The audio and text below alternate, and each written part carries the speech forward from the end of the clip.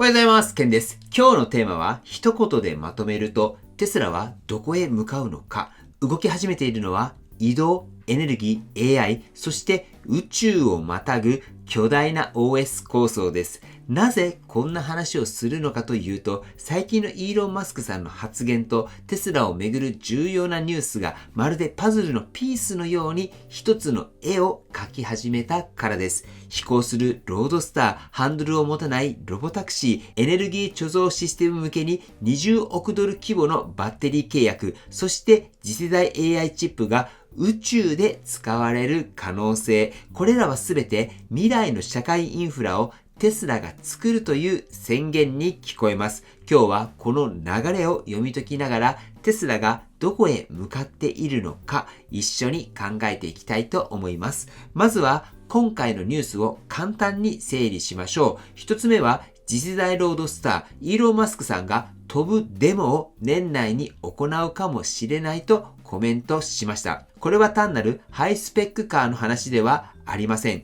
移動の未来、そしてブランドの象徴を大きく変える可能性があります。二つ目はロボタクシー構想です。まず専用デザインのサイバーキャブについて、プロトタイプにはステアリングとペダルがありますが、市販モデルではそれらを搭載しないとイーロン・マスクさんが語っています。つまり完全自動運転に最適化された車両として2026年頃の量産開始が目指されているというところになります。そしてそれとは別にテスラは今年中に既存モデルを活用したロボタクシー運用を拡大する計画を語っています。イーロン・マスクさんは2025年末までにオースティンで500台、ベイエリアで1000台規模の無人タクシーサービスを目指すとコメントしています。これはあくまで目標値ですが、ロボタクシーネットワーク実装への本気度、これが見える発言となっています。そして3つ目はエネルギー、サムスン SDI と約20億ドル規模のエネルギー貯蔵バッテリー契約が報じられました。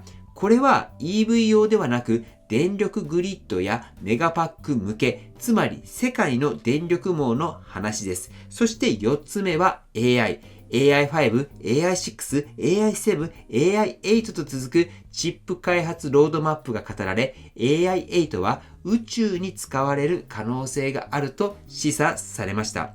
つまりテスラの AI は地球だけでは終わらないというところになります。では、ここからは僕の視点で少し見ていきたいなと思います。一つ目は、なぜテスラはロボタクシーでステアリングをなくすのか。その答えはシンプルで、人間が運転しない未来を現実にするためです。僕たちは Uber などに乗って自分で運転したいと思うでしょうか。ほとんどの場合、目的地に安全につければいい。つまり、テスラは運転という行為を社会から切り離そうとしているんです。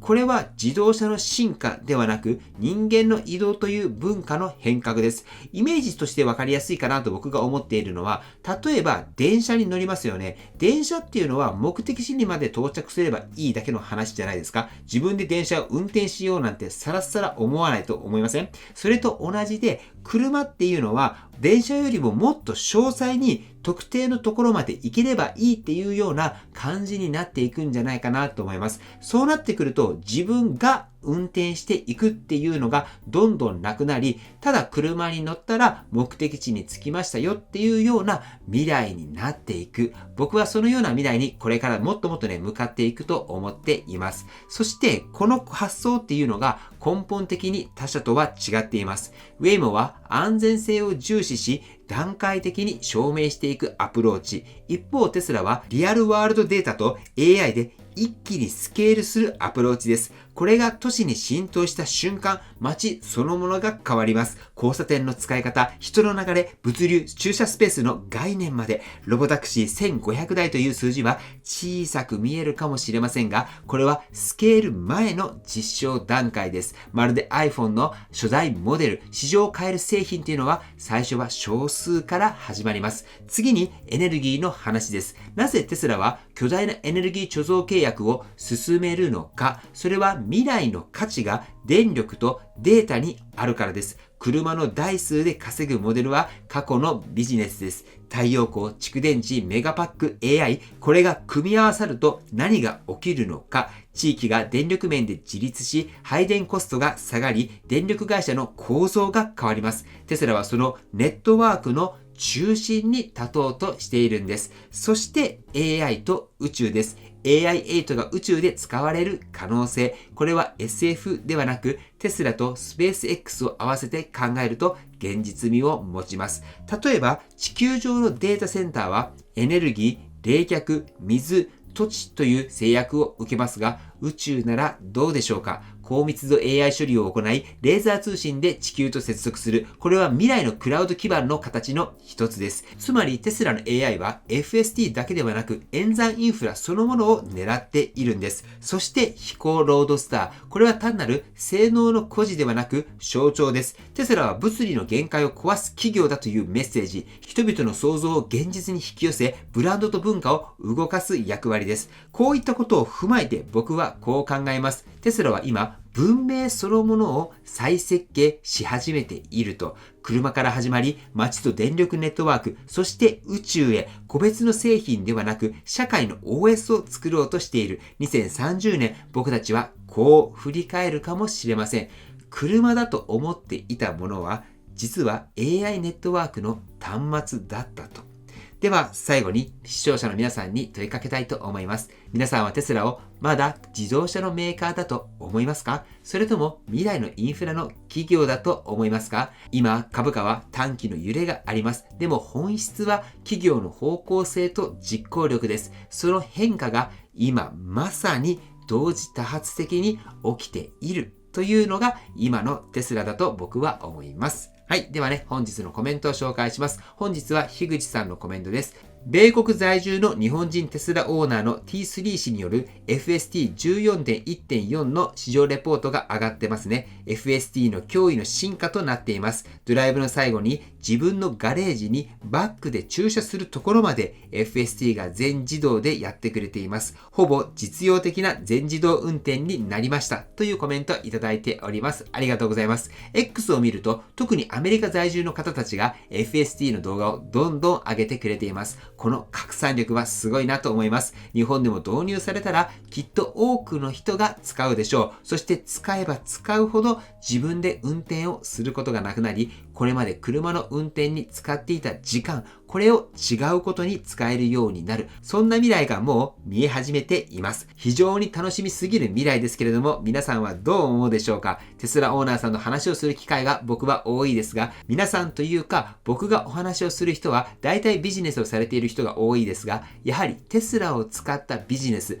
これを考えていますね。そしてその中心にあるのがボクシブです。トシさんは本当にね、いいところに目をつけたなと思っています。皆さんが今考えているのは、ボクシブシェアを運用し、自分の車をシェアカーで貸し出すというのが基本で、そこから派生させて自分のビジネスにつなげていくっていうのをいろいろと考えている人が多いなと思います。これからは本当にテスラベースにしたビジネス、これが増えていくと思います。もしテスラをベースにしたビジネスコースを検討したい方がいたら僕に連絡ください。僕のところにはいろいろなケーススタディを考えている案がありますので、きっと役立つと思います。次の時代の流れを読んで、これからのビジネスをしていく、これがね、いいんじゃないかなと思います。はい。ではね、最後にテスラの株価をチェックしておきましょう。本日は上げて、現在466ドルとなっております。ここ最近というか、イーロンさんが400ドルぐらいでテスラ株を買ってから、テスラの株価安定した強さを発揮しているようなイメージがあります。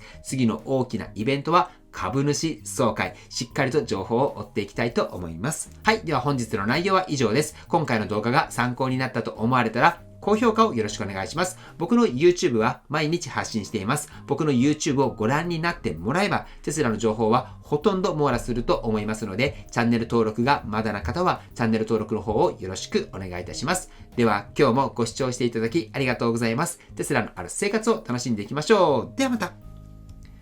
追伸です。先ほども少し話しましたが、ロボタクシーではないんですけれども、テスラのシェアカーは日本でも始まっています。それが僕テスのトシさんが運営しているボクシブシェアです。僕もこの事業は素晴らしいと思っていて、お手伝いをさせてもらっています。ぜひ旅行に行かれたり、ちょっとテスラを試してみたいなと思われた方は、ボクシブシェアでテスラを借りてみてください。すべてのステーションで使えるわけではないですが、県15、このクーポンコードを使うことで 15% オフになります。これは将来的な日本でのロボタクシーに向けての取り組みでもありますし、ぜひどんな感じなのか、テスラが最初からこのようなことができる仕組みになっているっていうのもね、驚くんじゃないかなと思いますので、機会があればぜひ試されてみてください。また、ご自身のテスラを売って、新しくテスラを買い直したいと思っている方もいると思います。その場合、同じくボクシブのサービスであるライトニングを使うといいと思います。ライトニングなら、ご自身の車を出品した状態で自分でも乗れます。あとは圧倒的に高く買い取ってもらえます。